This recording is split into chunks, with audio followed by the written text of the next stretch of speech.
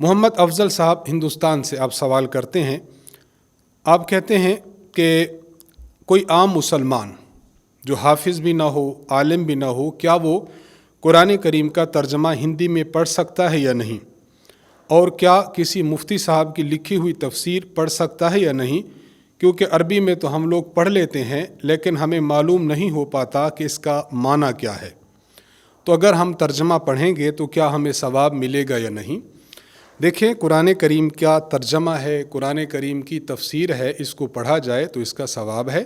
اگر کوئی غیر عالم ہے، صرف حافظ ہے اور قرآن کریم کے الفاظ بھی پڑھتا ہے اور ساتھ ساتھ قرآن کریم کی تفسیر بھی کسی مستند مفتی صاحب کی، کسی مستند عالم صاحب کی پڑھتا ہے، تو اسے پڑھنے میں ضرور بے ضرور ثواب ملے گا، اور اگر پڑھ کر قرآن مجید پر عمل بھی کرتا ہے تو ثواب دوگنا ہو جائے گا۔